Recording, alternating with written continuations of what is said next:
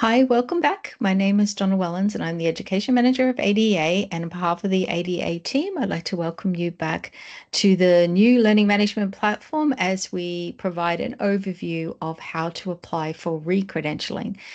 So I will go over the steps such as the documents needed to upload in each of those sections that will need completing.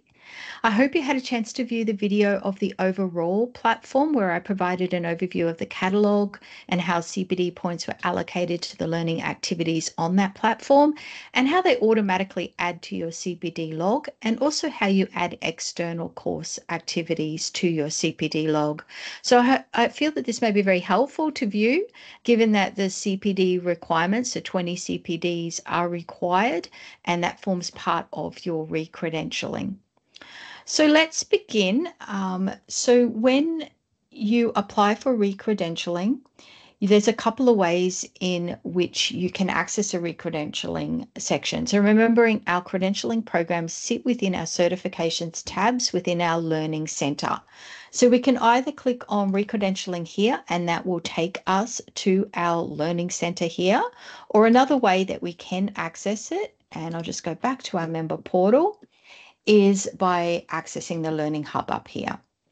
So now going back into our certifications tab, we can now see that our recredentialing program has appeared and that we have 364 days or a year in which to complete that, being an annual cycle. So to start the recredentialing program, we would hit the continue button and that will take us to the next section. So we can see there all of our requirements that we need to fill out, so each section. And as we go through these sections, these will be marked completed. So to start, we would enroll, remembering we have to enroll into each section. And then this will appear within our current Learning Centre. So we can come back to it. We don't need to complete it all in one setting. It will just sit here until it's completed. So to start this process, it will run through all of the requirements. So that has not changed. We still need an active full ADEA membership. We need to uphold all of our core competencies standards, and we need that CPD portfolio completion.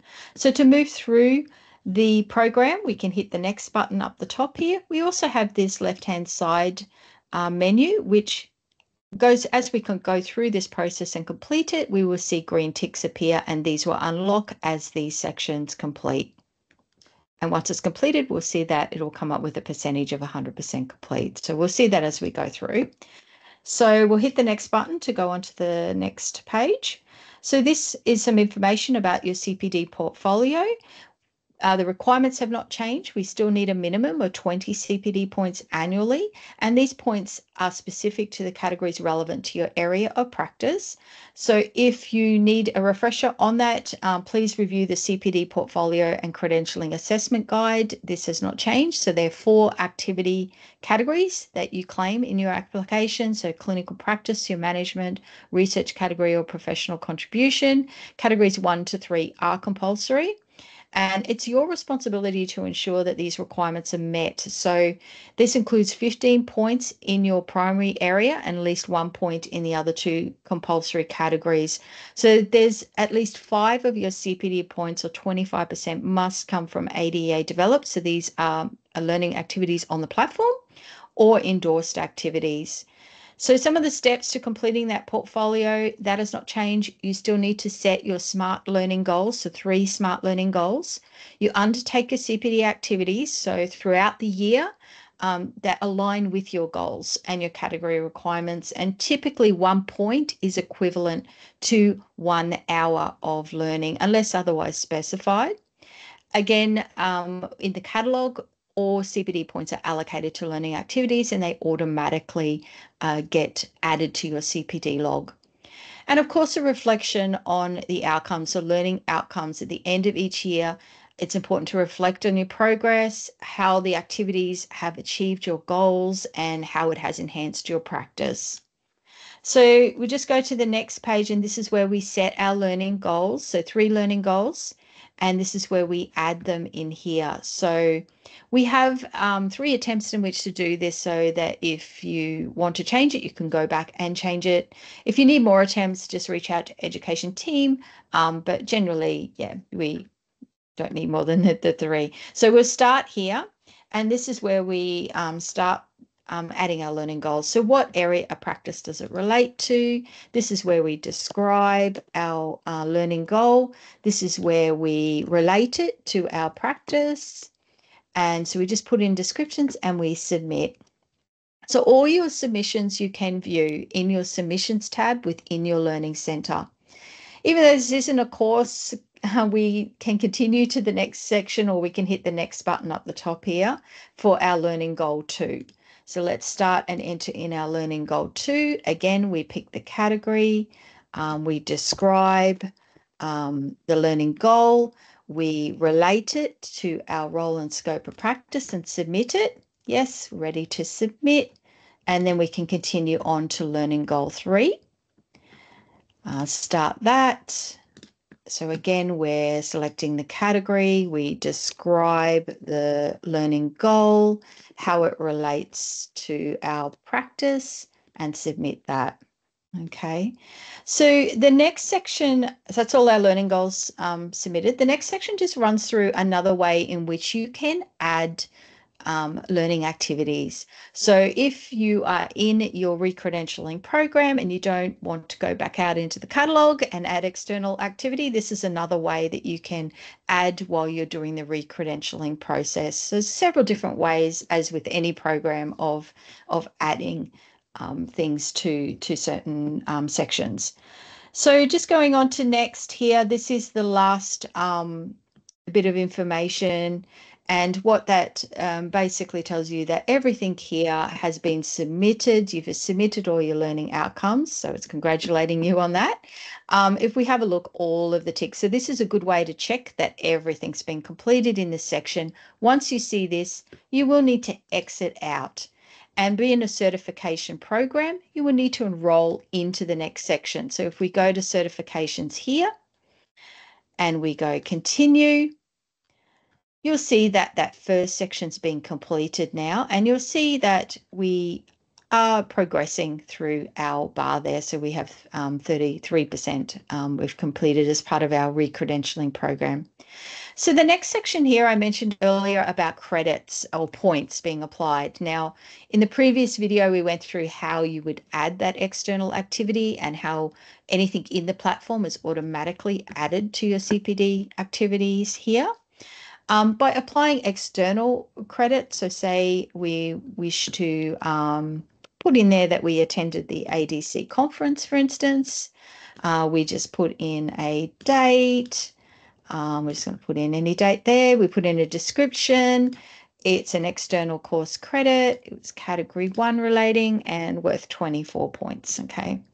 We would attach a certificate of attendance here, or if there's another external activity, any evidence with that activity, like we have done in previous programs, and we hit create. So what this does is create that external learning activity. Once we're happy with that, and we can make changes at this point, we then hit save. Okay, so that then saves it to our external activity. We then hit the return button, and that'll take us through to the next section. So we can see that our progress bar has been completed, and our next section is confirmation of the CPD points. So we will need to enroll into each section. So I'll click enroll. This will enroll us back into our Learning Centre. We can see it's here, and which I will start. And this just gives an overview of the requirements for your CPD points, just to ensure that you have met all of the requirements. So if you've just, for instance, added your ADC conference and it's only category 1, you will need to go back in and add for categories 2 and 3 if your area of practice is clinical. So this just goes through some of those requirements depending on your area of placement. None of that has changed. And please note that there is an auditing of 10% of CDEs each year, in which you will need to provide evidence of your CPD activities logged against those categories in your portfolio. So ensure that you retain all of the supporting documentation, such as your receipts and your certificates, upload them into the platform, and this will verify any of those CPD activities activities if in the event that they are requested. So let's move on to the next page. And this is where you confirm that your CPDP points have met all the requirements. So you just simply hit start, and this just goes through to that confirmation that it's outlined in the ADEA guidelines that all of your CPD points have met the requirements and that you wish to proceed. So we just hit yes there and it submits, and that lets the ADEA administration team know that you've confirmed all of that. Okay, so again, if we click on this sidebar, it'll come up here that the assessor or instructor has been notified that you have confirmed this, and you will see the green ticks in this left-hand sidebar. So we'll just exit out of that now because we have completed it. Go back into our certifications if we wish to continue at this point with the recredentialing. Hit the continue button and it takes you back into the recredentialing program. We can see now we have the first section completed, confirmation is completed, and our progress bar has now gone up to 61%. So then we move on to the final part of our recredentialing, and that is putting in our learning outcomes. So we're just going to enroll into our learning outcomes, and we'll start that process again, like the similar sections.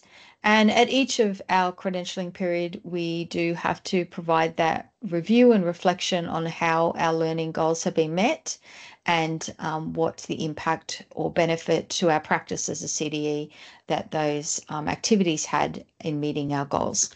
So we'll just go next to the next section, and it's very similar to when you uploaded your learning goals. Exactly the same process. Again, as each section is completed, you'll get green ticks on this side.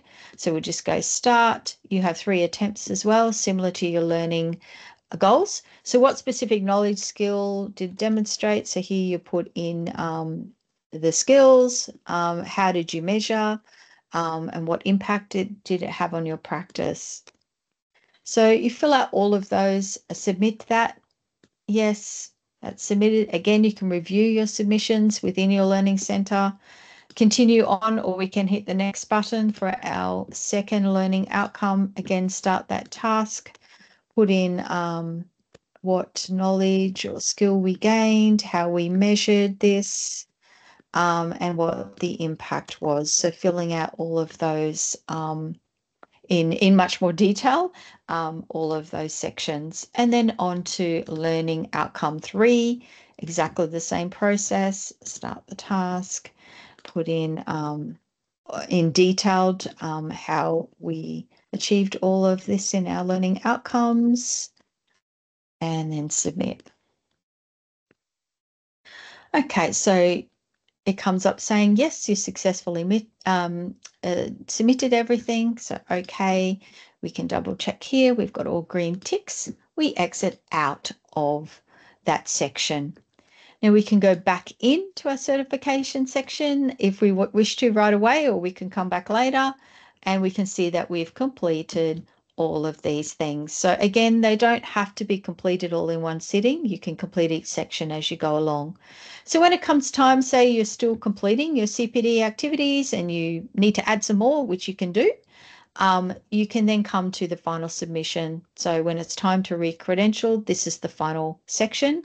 So we would enroll in that section and we would start, and we've got everything is correct, and we would move on. So this is the final step.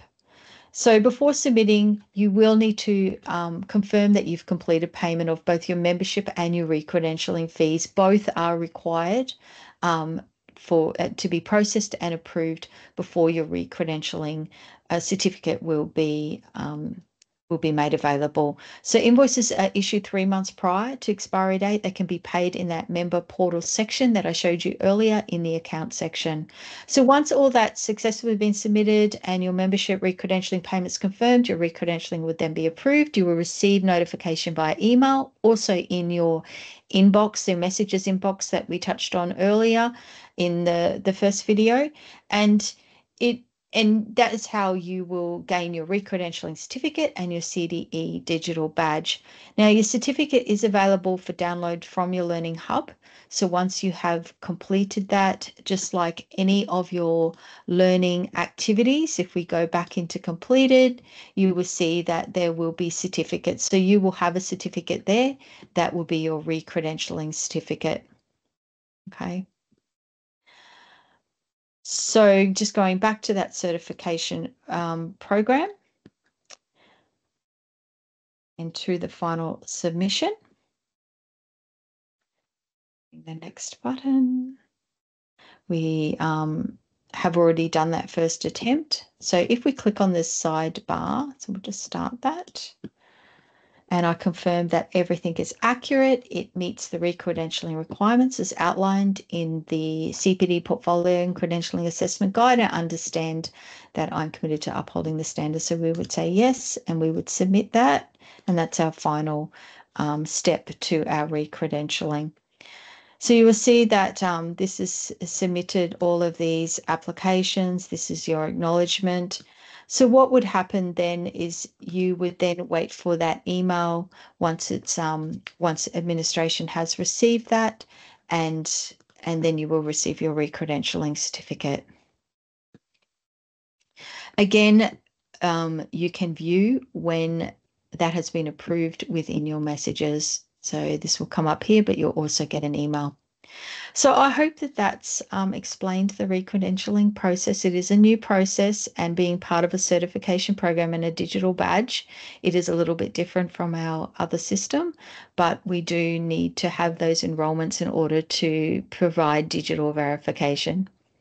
So thank you for listening, and please reach out if you require any further assistance. Thank you.